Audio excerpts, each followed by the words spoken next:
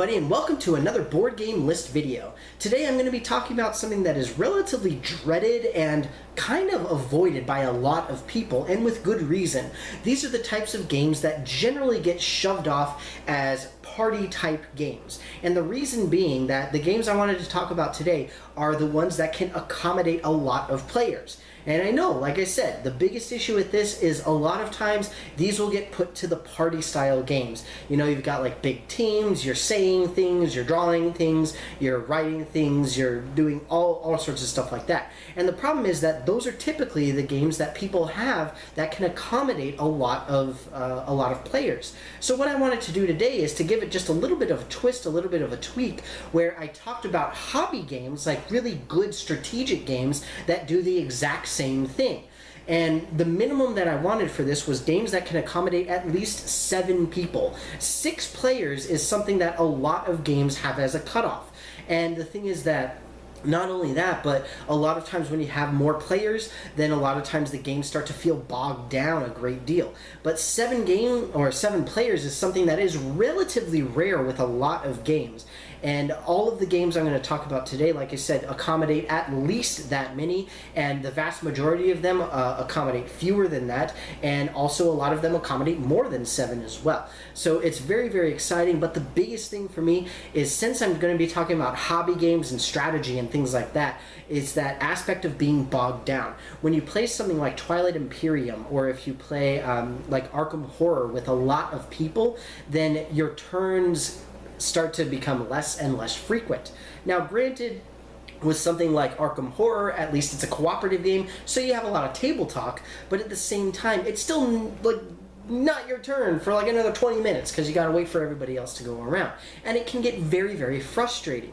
Twilight Imperium is even worse. Even with something like Race for the Galaxy, which gets a limit of 6 after you add in the first 2 expansions, you get the same sort of feeling, although a lot less in that case. But it would have made the cutoff if I had said 6 people.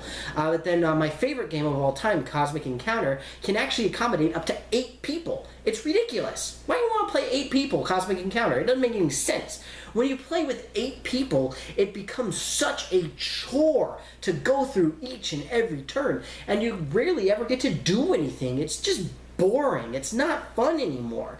So that's why all of the games I'm going to be talking about today are games that you have something to do. You either have something to do every single turn, or you can at least interact in such a way that keeps you in the action throughout the entire game. So with that, I hope that you're excited. I know I'm excited to share some of these. We'll go ahead and get started with my number 5.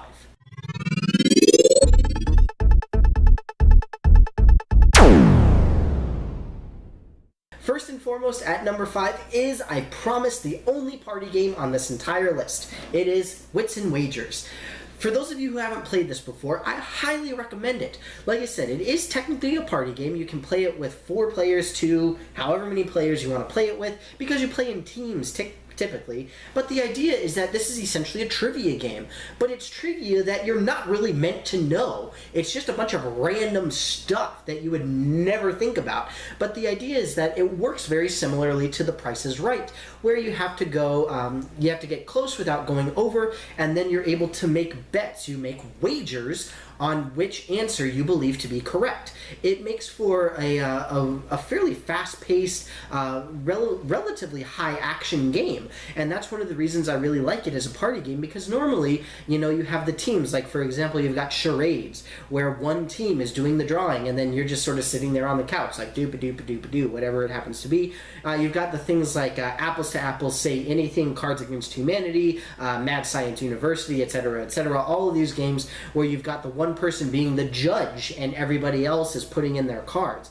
You know, it's such a typical and frankly somewhat boring game style. I really do like some of those games. I really like Say Anything as another party game, but Wits and Wagers is just really, really more fun. Mostly because it's very unique. It's a very different feel. But like I said, this is the only party game that's here, and it actually is fairly close to a strategy game.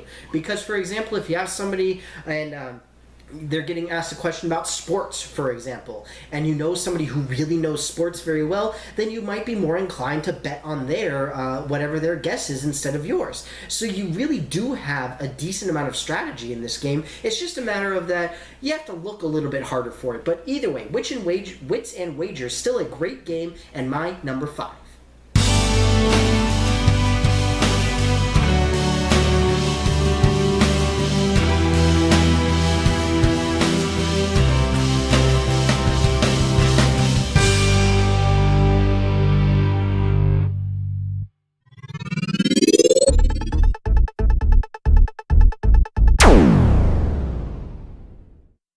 At number 4, I've got a game that is very, very near and dear to my heart because it has my most favorite subject on the planet in it, and that is science. The game is Strain, the family game of competitive bioengineering.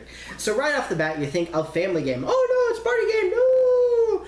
But this is actually a very heavily strategic game. It's really cool because the whole point of this game is that you're actually building up an organism. You're actually making an organism from the ground up and adding different organelles that have different capabilities, and the idea is that you're just trying to fill them out and earn victory points. The biggest issue with this game, and the reason that it's lower on the list, or actually 2 reasons, are first off is that it's capped at 7 people. So that's the maximum that you're going to get out of it, and on top of that, the rounds are very, very fast. The turns go very quickly after everybody understands what they're doing, but still, on somebody else's turn, you don't necessarily have a lot to do, although once you really get into it and really start playing and you start like attacking back and forth with the viruses and stuff like that, then you get to the point where you're able to start sort of tapping your different organelles so that you can defend yourself and things like that. So even off your own turn, you're still able to do certain actions just depending on what other players are doing. But it's a really great game, and it's a lot of fun with any number of players. I believe that it can accommodate 3 to 7. Yes, 3 to 7 players. But it's a really cool little game, and it's actually something that lets you learn a little bit about biology. Now, granted, it is heavily abstracted, but at the same time, you do still get to learn about stuff. So, for example, the mitochondria, commonly known as the power plant of the cells, they're actually in this game, and they give you ATP. The way that you purchase things is with ATP. So the mitochondria gives you just a whole bunch of it.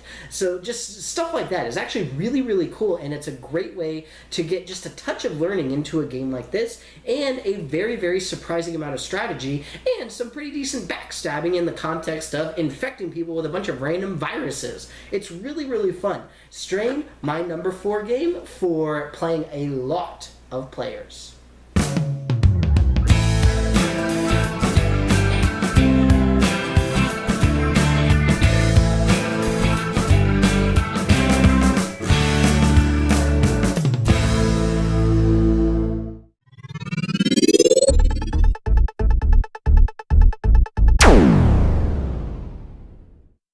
At number 3, I've got a game whose player cap is actually in the name of the game itself.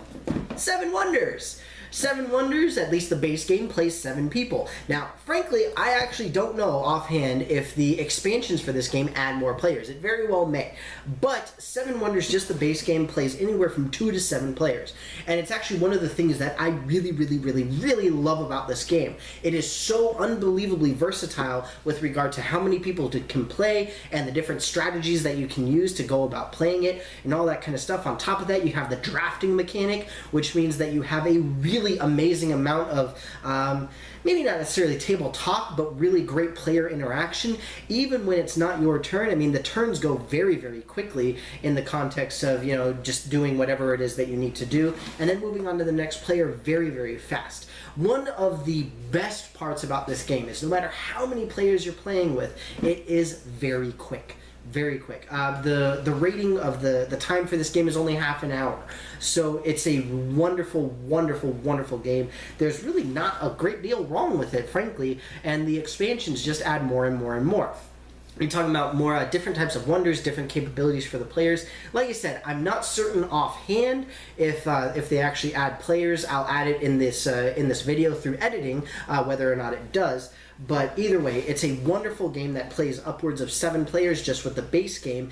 And unlike Strain and Wits and Wagers, or Strain mostly, it does not get bogged down at all with more players. Because between the drafting mechanic and the fact that the turns are so fast, even if you don't really know completely how to play or what you're doing, then the turns still go very, very quickly. It's a great game, it's a ton of fun, and it's one of the games that you can get in multiple plays in a single night and still not feel like you've really gone through it and gone through the entire gamut for it. But either way, 7 Wonders, wonderful game, and my number 3.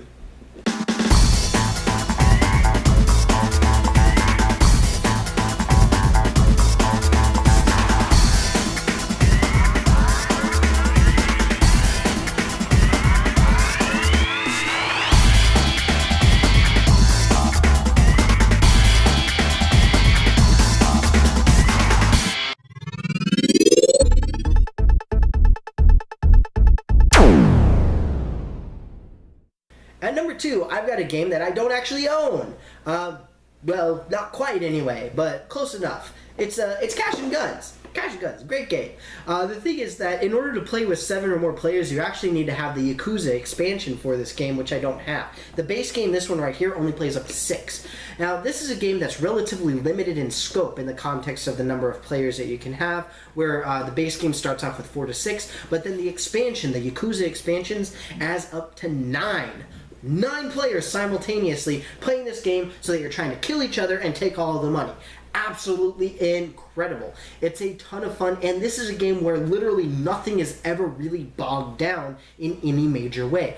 Everybody's actions are done at the exact same time, and everything is resolved at the exact same time. So nobody really can ever feel like they're sort of out of the loop in context of being able to do things. Now, the only really major downside for this is there's player elimination. You can actually be killed and then you are out of the game, unfortunately. But even then, this is just like with 7 Wonders, this is a very, very fast game. You're talking about maybe 20 minutes or a half hour per round, even shorter than that potentially once you really get everything going. But it's a ton of fun, and with the Yakuza expansion, it adds a whole lot of new different fun ways to play with the new characters and the Tantos and the Shurikens and all that kind of stuff. And on top of that, but just the way that the Tantos function just adds a little bit of wackiness to the entire thing. It's a wonderful game, and incidentally, I do not have the 2nd edition, which was released just about a year ago now.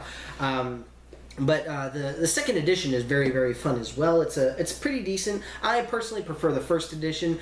Maybe at some point I'll be able to get the Yakuza expansion, but for now, I personally am stuck with the base set. But like I said, even the base set plays 6 people, but with that Yakuza playing up to 9, absolutely amazing. A great way to accommodate a lot of players in a very, very fast-paced, very, very fun, very interesting game. Cash and Guns, my number 2.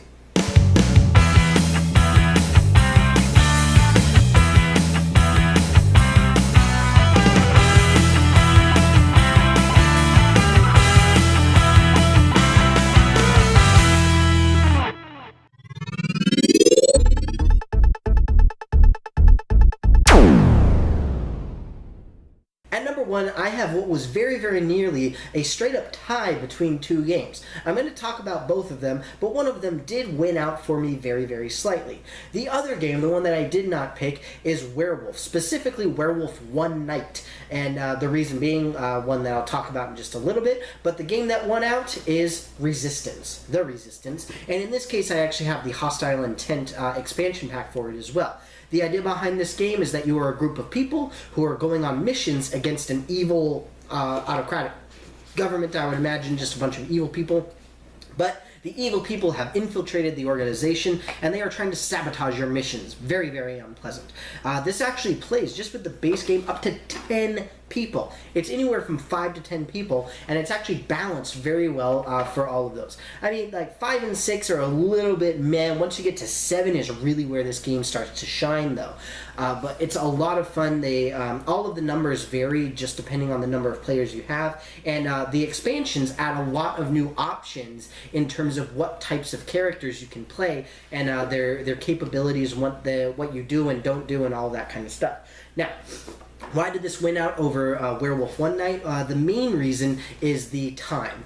So for the Resistance, it's a game that you really get a lot more of the intrigue and the curiosity and the whole did she, didn't she, did they, didn't they, who's that, all of that kind of stuff. You get a lot more of the deception, intrigue type of thing in it, whereas with Werewolf One Night, it is a great game, but effectively, it's like 1/5 of this game, because the idea is that you're going through a single night of the werewolf game. And in Werewolf, you've got different villagers, different people within the village that have different capabilities, and they go through, they do their thing, whatever it happens to be, and then at the end of the single night, the one round, so to speak, then you try to figure out who the werewolf or werewolves are, and then you either win or you lose, and that's it. That's the end of the game. Now, granted, Werewolf One Night, very, very fast. Wonderful game. The Resistance, a longer game, but again, I really love the intrigue. I love being able to just sit around and just have that really major discussion with people and try to figure out who's who and what's what. And the other major thing for me with Werewolf One Night is if you're playing at like a nice big table like this one is, and there's several powers where you actually are able to interact with other players. The problem is the way that it works is it works with a moderator. So like everybody's closing their eyes, and like you can use the app, the phone app, and it tells you when to open your eyes, what you can do, and all that kind of stuff. And the problem is it's really difficult to like mess with people on the other end of the table. It can be very frustrating, and it means that you have a lot more concentrated hatred potentially, whereas with the Resistance, it's a lot less so. The expansions change that just a little bit. There's Hostile Intent, and then I can't remember the name of the other one immediately off the top of my head, but they're both pretty solid expansions. Even so, just the base game of Resistance is a blast. It's a ton of fun, and you could easily play this 3, 4, 5, 6 times in a row, and it's really, frankly, it's difficult for me at least to get bored of it, just because it's such a good and well-designed game, and it's just a lot of fun. Very fast-paced, a great deal of fun. You don't have the player elimination like you can potentially with Cash and Guns. You do need a minimum of 5 people to play, which is a little bit meh, but I mean, if you've got 5 people and you don't want to play like a really big major game, the Resistance is a great one to point to and to pick up and just start playing and dealing out the cards and just rolling with it. Very, very quick. These last 3 games, all very, very fast games. Something that makes me really love them. But either way, barely winning out against Werewolf One Night, the Resistance, my #1 game for a large number of players.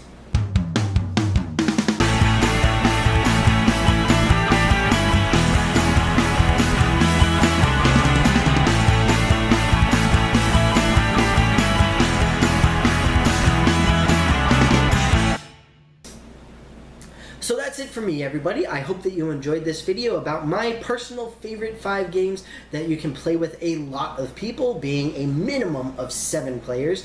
Again, I really wanted to focus on ones that don't necessarily bog down the action too much, which is really a big problem when you get a lot of players. But I hope that you enjoyed this. I hope that I stayed far away enough from the party games that you can be a little bit more comfortable. I know I had Wits and Wagers in there, but it really is a great game and it's a lot of fun.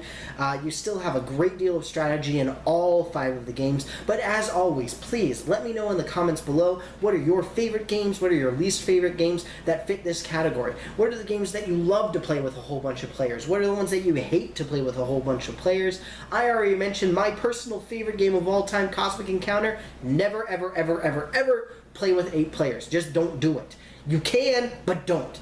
Please, I'm begging you, do not do it. It's a terrible, terrible idea. So, just stuff like that. What lessons have you learned about trying to play with a lot of players? All of that kind of stuff. I always love to have all these discussions with you guys. But with that, thank you so, so very much for watching, and I will see you next time. Thank you very much again for watching my video of my top 5 games to play with a bunch of people. As always, if you have a personal favorite game that fits this category, please feel free to put it and any other feedback in the comments below. Did you like the games that I talked about? Do you not like them? Anything in between, whatever you want to say. As always, I've got several of my videos linked up at the top of the page so you can check out some of my other work, and please click on that big giant subscribe button so you can see more of me in the future. In addition, you can follow me on Twitter at DannyCGamingSci so that you can get notifications when I post new videos and when I live stream video games. Thank you very much again, and I will see you next time.